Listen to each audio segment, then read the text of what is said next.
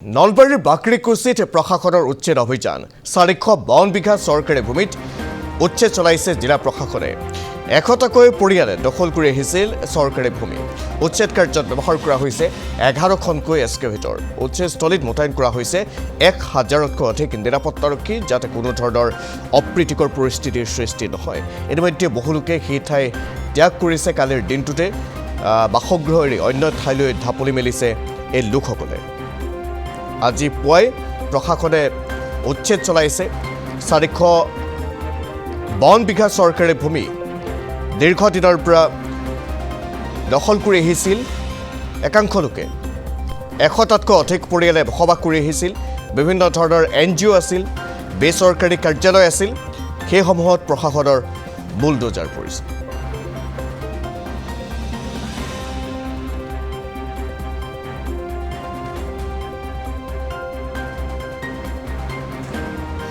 দৃশ্য দেখুৱাইছো 1000তকৈ অধিক নিৰাপত্তাৰক্ষী আজিৰ দিনটোত পুৱাই মোতায়েন কৰা হৈছে যাতে কোনো ধৰণৰ অপ্ৰীতিকৰ পৰিস্থিতিৰ সৃষ্টি নহয়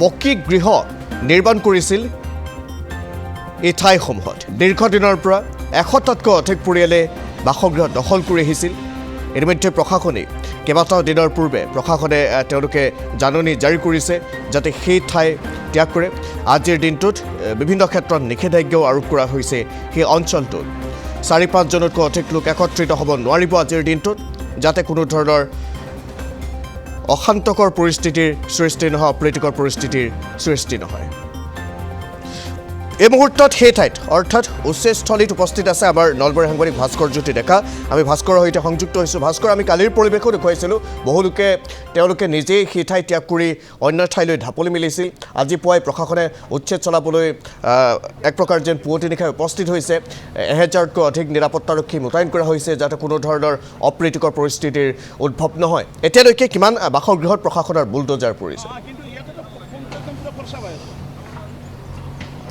পাৰ্থ চাওক নলবাৰী জিলাৰ বৰক্ষেত্ৰী ৰাজহ চক্ৰৰ অন্তৰ্গত 452 বিঘাকৈ ভূমি আছিল সেই ভূমিত প্ৰশাসনে কিছুদিন পূৰ্বে উচ্ছেদৰ জাননী জাৰি কৰিছিল আৰু তাৰ পিছত দেখিবলৈ পোৱা গৈছে আজি পুৱা প্ৰায় 5 বজাৰ পৰা যি উচ্ছেদ অভিযান সেই উচ্ছেদ অভিযান অব্যাহত আছে আৰু এই ভূমিত প্ৰায় 90 বিঘা ভূমিত প্ৰায় 100টাকৈ পৰিয়ালে ইয়াত বাস কৰি আছিল আৰু সেই 100টাকৈ পৰিয়ালৰ যি উচ্ছেদ প্ৰক্ৰিয়া সেই উচ্ছেদ প্ৰক্ৰিয়া ইতিমধ্যে প্ৰশাসনে সফলভাৱে আগবঢ়াই নিবলৈ সক্ষম হৈছে ইতিমধ্যে প্ৰশাসনৰ যিসকল বিষয়ববীয়াসকলে জনোৱা মতে প্ৰায় 70শতাংশকৈ যি উচ্ছেদ প্ৰক্ৰিয়া সেই প্ৰক্ৰিয়া সম্পন্ন হৈছে আৰু আপুনি ইতিমধ্যে উল্লেখ কৰিছে যে এই যি উচ্ছেদ কাৰ্য সেই উচ্ছেদ কাৰ্য সফলভাৱে সম্পন্ন হোৱাৰ বাবে নলবাৰী আৰু ইয়াৰ ৰাতিকাষৰীয়া জিলাসমূহৰ পৰা প্ৰায় 1000 অৰ্ধসামৰিক আৰু সামৰিক বাহিনীৰ লোক নিয়োগ কৰা হৈছে ঠিক একেদৰে 11খনকৈ এক্সকেভেটৰৰ সহায়ত যি উচ্ছেদ অভিযান সেই উচ্ছেদ অভিযান অব্যাহত আছে এই মুহূৰ্তত দৃশ্য দেখুৱাইছোঁ প্ৰায় যিসমূহ বাসগৃহ সেই বাসগৃহসমূহ প্ৰশাসনৰ লোকসকলে বা আৰক্ষী নিৰাপত্তাৰক্ষীৰ লোকসকলে 11খনকৈ এক্সকেভেটৰৰ সহায়ত যি উচ্ছেদ কাৰ্য সেই উচ্ছেদ কাৰ্য আগবঢ়াই নিছে আৰু ইতিমধ্যে উল্লেখ কৰিছোঁ যে প্ৰায় 70শতাংশকৈ যি উচ্ছেদ কাৰ্য সেই উচ্ছেদ কাৰ্য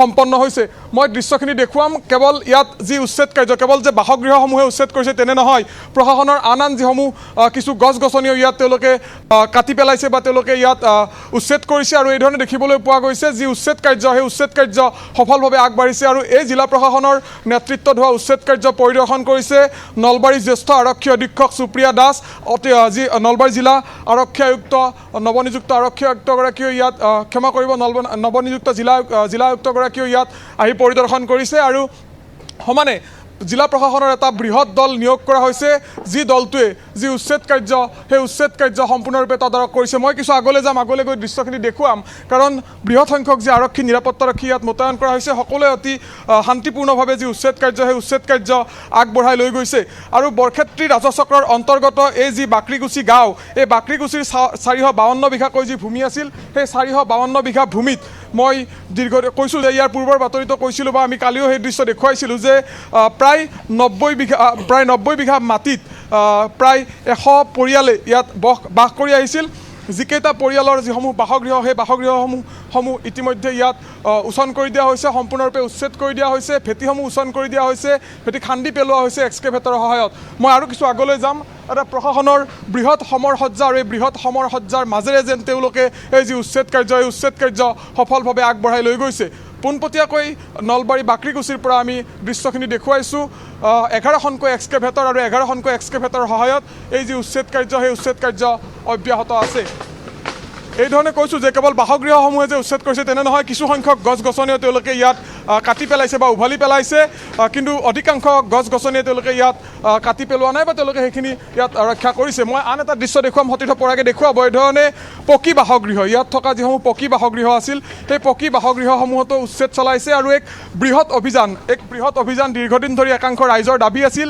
যে ইয়াত যি চৰকাৰী ভূমি আছিল সেই চৰকাৰী ভূমিসমূহ উচ্ছেদ কৰা হওক, আৰু সেই ৰাইজৰ দাবী বা মুখ্যমন্ত্ৰীগৰাকীৰ যি নীতি চৰকাৰী ভূমি দখল কৰাৰ ক্ষেত্ৰত যি ন' কম্প্ৰমাইজ নীতি, সেই ন' কম্প্ৰমাইজ নীতিৰ আধাৰতে যি উচ্ছেদ প্ৰক্ৰিয়া সেই উচ্ছেদ প্ৰক্ৰিয়া এই ধৰণে আগবাঢ়িছে। পোনপটীয়াকৈ দেখুৱাইছোঁ এই ধৰণে এটা পকী, হয়তো সেয়া শৌচালয় আছিল, সেই পকী শৌচালয়ো এই ধৰণে ভাঙি পেলোৱা হৈছে, সকলো ভাঙি পেলোৱা হৈছে। এফালৰ পৰা সকলো ভাঙি পেলাইছে প্ৰশাসনে, কাৰণ চৰকাৰী ভূমি বেদখলমুক্ত কৰাৰ যি লক্ষ্য সেই লক্ষ্য প্ৰশাসনে বান্ধি লৈছে। মুখ্যমন্ত্ৰীগৰাকীৰ সেই লক্ষ্যক সাকাৰ ৰূপ দিয়াৰ কাৰণে আৰক্ষী, নিৰাপত্তাৰক্ষী, প্ৰশাসনৰ সকলো লোকে সষ্টম হৈ পৰিছে। প্ৰায় এহেজাৰ সামৰিক আৰু অৰ্ধসামৰিক বাহিনীৰ লোক ইয়াত নিয়োগ কৰা হৈছে। 11খনকৈ এক্সকেভেটৰৰ সহায়ত এই উচ্ছেদ প্ৰক্ৰিয়া এই ধৰণে আগবাঢ়িছে। পোনপটীয়াকৈ দৃশ্যখিনি দেখুৱাইছোঁ, সতীৰ্থ পৰাগে দৃশ্যখিনি দেখুৱাব। জিলা প্ৰশাসনৰ এটা বৃহৎ দল, জ্যেষ্ঠ আৰক্ষী অধীক্ষকগৰাকী নিজে ইয়াত গোটেই বিষয়খিনি তদাৰক কৰিছে। কেইবাগৰাকী অতিৰিক্ত আয়ুক্ত, জিলা আয়ুক্তগৰাকী ইয়াত নিজেই আছে আৰু থাকি সুন্দৰকৈ এই যি উচ্ছেদ প্ৰক্ৰিয়া শান্তিপূৰ্ণভাৱে আগবাঢ়ি যায় তাৰ বাবে তেখেতসকলে ব্যৱস্থা গ্ৰহণ কৰা দেখিবলৈ পোৱা গৈছে। মই আৰু কিছু আগলৈ যাম, দেখুৱাইছোঁ কেইবাটাও পকী গৃহ ইয়াত আছে। সেই পকী গৃহসমূহে এফালৰ পৰা ভাঙি পেলোৱা হৈছে, আৰু কেৱল গৃহসমূহে যে ভাঙি পেলাইছে তেনে নহয়, তেওঁলোকৰ যিসমূহ ভেটি সেই ভেটিসমূহো ইয়াত উচ্ছন কৰি পেলোৱা হৈছে। আৰু ইয়াত এক্সকেভেটৰ বা তেওঁলোকৰ যিসমূহ ইয়াত শ্ৰমিক নিয়োগ কৰা হৈছে সেই শ্ৰমিকসকলেও এই যি উচ্ছেদ কাৰ্য সেই উচ্ছেদ কাৰ্য তেওঁলোকে মেনুৱেলি আগবঢ়াই নিছে। আন এটা পকী গৃহ দেখুৱাইছোঁ, সতীৰ্থ পৰাগে দেখুৱাব। পোনপটীয়াকৈ এই ধৰণে যি উচ্ছেদ প্ৰক্ৰিয়া সেই উচ্ছেদ প্ৰক্ৰিয়া আগবাঢ়ি গৈছে। নলবাৰী বাকৰিকুছিত এই ধৰণে প্ৰশাসনে যি ঘোষণা সেই ঘোষণা ইয়াত অব্যাহত ৰাখিছে, তাতে কোনো ধৰণৰ অপ্ৰীতিকৰ পৰিস্থিতিৰ সৃষ্টি নহয়। আন এটা পকী ঘৰ ইতিমধ্যে যি উচ্ছেদ কৰাৰ বাবে প্ৰশাসন আগবাঢ়িছে। মই দেখুৱাইছোঁ নলবাৰী বাকৰিকুছিৰ পৰা পোনপটীয়াকৈ। আৰু এই ধৰণে নলবাৰী বাকৰিকুছিত যি 452 বিঘাকৈ চৰকাৰী ভূমি আছিল সেই 452 বিঘা চৰকাৰী ভূমিত যি উচ্ছেদ কাৰ্য সেই উচ্ছেদ কাৰ্য অব্যাহত ৰাখিছে।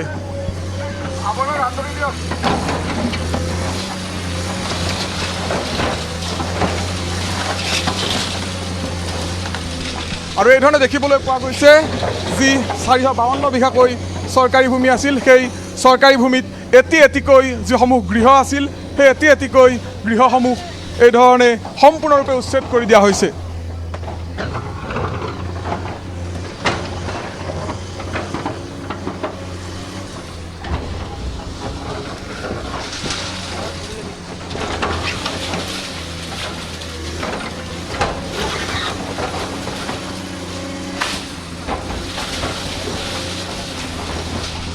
নলবাৰী বাকৰিকুছিৰ পৰা পোনপটীয়াকৈ দৃশ্যখিনি দেখুৱাইছোঁ। আৰু নলবাৰী বাকৰিকুছিত আজিৰ দিনটোত যি উচ্ছেদ অভিযান সেই উচ্ছেদ অভিযান অব্যাহত ৰাখিছে নলবাৰী জিলা প্ৰশাসনে।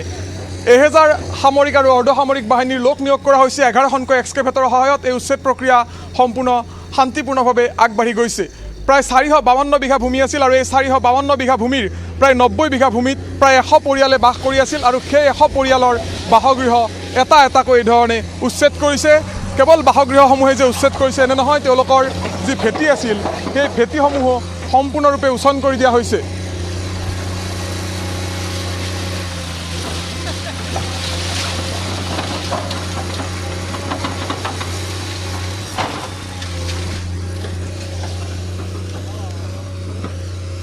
আৰু ইতিমধ্যে প্ৰায় 70% অধিক যি বাসগৃহ সেই বাসগৃহ বা উচ্ছেদ অভিযান তেখেতসকলে সফলভাৱে সম্পন্ন কৰিবলৈ সক্ষম হৈছে। আমি দৃশ্যখিনি দেখুৱাইছোঁ, এটাৰ পাছত আন এটা যি বাসগৃহ এক্সকেভেটৰেৰে এই ধৰণে ভাগি পেলোৱা হৈছে।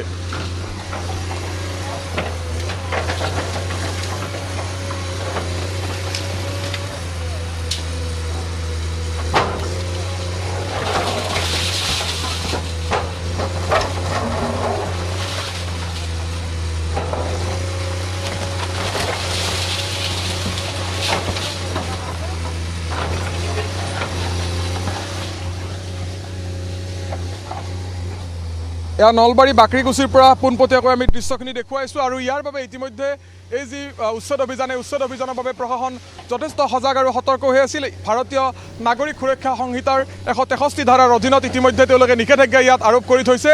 5 জন অথবা তাতকৈ অধিক যাতে ব্যক্তিৰ সমাগম নহয় তাৰ ক্ষেত্ৰত তেখেতসকলে ইতিমধ্যে আৰু সেই নিষেধাজ্ঞাৰ আধাৰতে ইয়াত যিসমূহ উচ্ছেদিত পৰিয়াল সেই উচ্ছেদিত পৰিয়ালৰ কাকো ইয়াত সমবেত হ'বলৈ দিয়া নাই। তেওঁলোকে ইতিমধ্যে বহুকেইটা পৰিয়ালে পূৰ্বেই তেওঁলোকে উচ্ছেদৰ পূৰ্বেই তেওঁলোকে ঘৰসমূহ খালী কৰি ইয়াৰ পৰা আঁতৰি গৈছিল। একাংশ পৰিয়ালে আঁতৰি গৈছিল আৰু যিকেইটা পৰিয়ালে আঁতৰি যোৱা নাছিল তেওঁলোকৰ ঘৰসমূহ এই ধৰণে এটা এটাকৈ সম্পূৰ্ণৰূপে উচ্ছেদ কৰা হৈছে। পোনপটীয়াকৈ দৃশ্য দেখুৱাইছোঁ নলবাৰী বাকৰিকুছিৰ পৰা।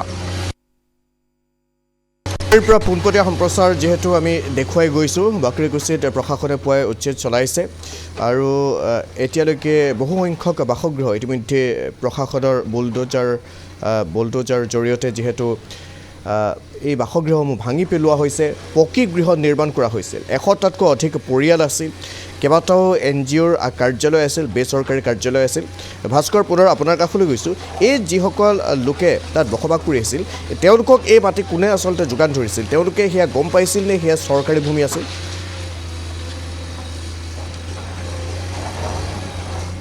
চাওক, তেওঁলোকে দাবী কৰা অনুসৰি প্ৰায় 20-25 বছৰ পূৰ্বে তেওঁলোকক ইয়ালৈ আনিছিল। ৰাজনৈতিকভাৱে একাংশ ব্যক্তিৰ পৃষ্ঠপোষকতাত তেওঁলোকে ইয়াত বসবাস কৰিবলৈ অনুমতি লাভ কৰিছিল বুলি তেখেতসকলে আমাৰ পূৰ্বৰ যিসমূহ বাতৰি সেই বাতৰিসমূহত আমি যেতিয়া ভাষ্য গ্ৰহণ কৰিছিলোঁ তেওঁলোকে তেতিয়া সেই ভাষ্যত তেওঁলোকে স্পষ্টকৈ দাবী কৰিছিল যে একাংশ ৰাজনৈতিকভাৱে পৃষ্ঠপোষকতাত তেওঁলোকে ইয়াত বাস কৰিবলৈ ইয়াত অনুমতি লাভ কৰিছিল আৰু সেই অনুমতি লাভৰ পিছত তেওঁলোকে ইয়াত 20-25 বছৰ ধৰি বসবাস কৰি আহিছে। আৰু সেই বসবাস কৰি অহা লোকসকলক আপুনি যদি চাই এই যিখিনি চৰকাৰী ভূমি এই চৰকাৰী ভূমিত কিন্তু সকলোখিনি সুবিধা দিয়া হৈছে। কেইবাটাও প্ৰধানমন্ত্ৰী আৱাস যোজনাৰ অধীনৰ যি বাসগৃহ সেই বাসগৃহ ইয়াত আমি দেখিবলৈ পাই, ক্ষমা কৰিব, প্ৰধানমন্ত্ৰী আৱাস যোজনাৰ অধীনৰ বাসগৃহ আমি কেইবাটাও দেখিবলৈ পাইছিলোঁ। ঠিক একেদৰে ইয়াত বিদ্যুতৰ সংযোগৰ পৰা আৰম্ভ কৰি বিভিন্ন ধৰণৰ চৰকাৰী যিসমূহ সুবিধা সেই সুবিধাসমূহ ইয়াত কৰোৱা দেখিবলৈ পাইছিলোঁ। আৰু এই যিসমূহ বিষয় এই বিষয়সমূহ আপুনি যদি চায় তেতিয়াহ'লে দেখিব যে একাংশ ৰাজনৈতিক নেতা ছত্ৰছায়াত থাকিয়ে এই যিসমূহ আচলতে যিসমূহ চৰকাৰী ভূমি সেই চৰকাৰী ভূমিসমূহত একাংশ পৰিয়ালে এই ধৰণে বসবাস কৰিবলৈ সুযোগ লাভ কৰে আৰু যাৰ পৰিপ্ৰেক্ষিতত এই ধৰণে প্ৰশাসনে সময়ে সময়ে উচ্ছেদ চলাবলগীয়া হয়।